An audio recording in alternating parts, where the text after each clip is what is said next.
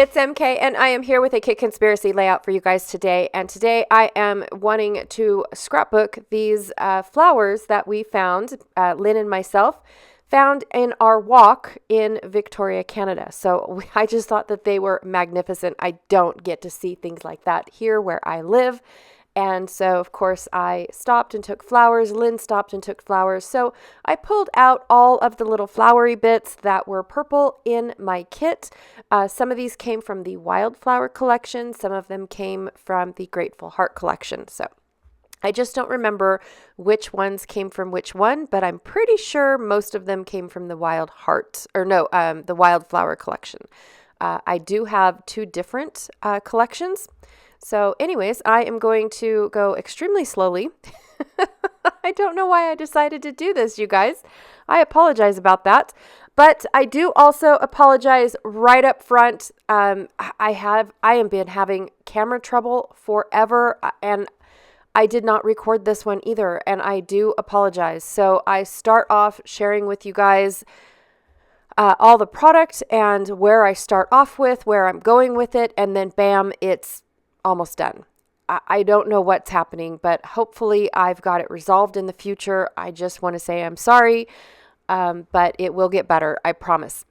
So I'm going to be using this gingham wood grain as well as this stripe. I'm not sure if I'm going to do the light one or the dark one. I don't know which one matches this close to my heart. True Love stripe paper. I believe this is from 2019. I don't remember. I do know this is my very last piece of this paper, like the whole collection. This is my last piece. But it went so well with the Grateful Heart collection that I ended up putting it in that collection. And then, of course, this one here is from a mix-in back in 2020, I believe. Yes. And I'm going to be using the ledger paper portion for this one. So I'm going to cut off all of the branding strips of my paper. I'm going to use the ledger piece for my entire background page. And then I'm going to go ahead and trim off about 4.5 inches of the striped paper. And then here I actually decide that I'm going to use the light purple. But then when I lay my whole layout down, like when I lay it all out, the light purple really didn't go with the paper. It went with the embellishments, but it didn't go with the paper. It didn't stand out enough. So I do end up cutting out the darker pieces as well. So, and then here I wanted to map my photos within the darker squares. So that way I had that dark border around my photos. So I'm just trying to make sure that I trimmed my photos down just enough to where they're inside a set of those dark squares.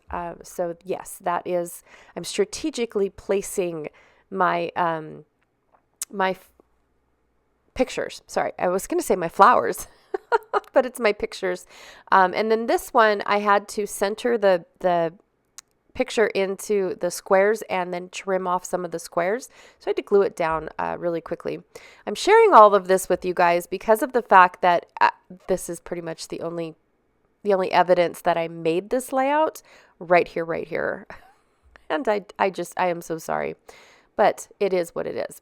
So I am going to go ahead and glue. Super simple layout today, you guys. Very, very simple. I just put a very vibrant pattern, very busy pattern up at the top of a very plain pattern or reads as a solid pattern. And then I am going to put some sort of strip down the middle. Now, I definitely have a washi strip. It's not as thick as this one, but then I wouldn't be using my supplies. So after that, I actually only ended up using one of the strips, realizing that my pictures were going to cover up most of the strips. So I cut it in half and ran it from both sides, met in the middle, and then used my photos to cover the gap. And then I just decided which flowers I was going to put where and what embellishments I wanted to put where. Now, I had a bunch of these labels and things, and I thought it would be kind of cool if the labels elongated my photo and acted like a staircase up to and past my photo. Like we walked up to the flowers, took our pictures, and then walked away type of thing. And so I'm just going to have my labels, which serve no purpose other than decoration with this layout, you guys. I don't plan on writing on every single one of these layouts. It is just for decorations. And then I brought in those flowers that I created yesterday. And decided that it needs a little bit of greenery. My photos are very purple and green. I am very ecstatic at the fact that Lynn is matching.